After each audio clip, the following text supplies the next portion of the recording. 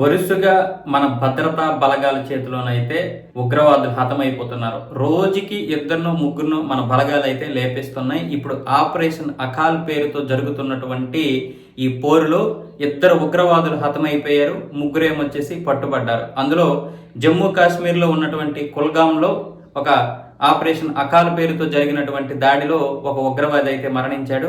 దక్షిణ కాశ్మీర్ జిల్లా అయినటువంటి అకాల్లో కూడా ఈ ఆపరేషన్ అయితే కొనసాగింది. అక్కడ ఒక ఉగ్రవాది ఏమొచ్చేసి చనిపోయాడు, ఇద్దరు ఉగ్రవాదులు పట్టుబడ్డారు. ఇది ఆపరేషన్ అకాల్.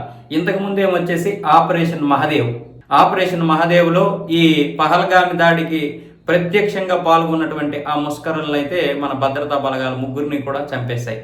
ఇలా ఇప్పటి వరకు అయితే మొత్తం 15 మంది ఉగ్రవాదులు అయితే చనిపోయారు. ఇంకా అనేక మంది ఉగ్రవాదుల్ని అనేక ఆపరేషన్ల పేరుతో వీళ్ళందరిని అయితే పూర్తిగా లేపేయడానికి మన భద్రతా బలగాలు అయితే ఒక పథకాన్ని రచించాయి. దీనికి జమ్మూ కాశ్మీర్ పోలీసు వ్యవస్థను కూడా మన భద్రతా బలగాలు అయితే ఉపయోగించుకోవడం జరుగుతుంది. ప్రస్తుతానికైతే ఒమర్ అబ్దుల్లాకి మరొక అవకాశం లేదు. ఎట్టి పరిస్థితుల్లోనైనా సరే ఉగ్రవాదుల్ని పూర్తిగా మట్టు పెట్టడానికి గనక ఒమర్ అబ్దుల్లా ఏమైనా తోక జాడిస్తే గనక రాష్ట్రాన్ని పూర్తిగా ఇంకెప్పుడు కూడా ఎన్నికలు లేకుండా చేయడానికి కూడా కేంద్ర ప్రభుత్వం ఆలోచిస్తుంది. కాబట్టి ఇక మనోడు కూడా చేసేదేం లేక ఇప్పుడు ఈ ఉగ్రవాదుల్ని మట్టు పెట్టడానికి పూర్తిగా సహకరిస్తున్నాడు.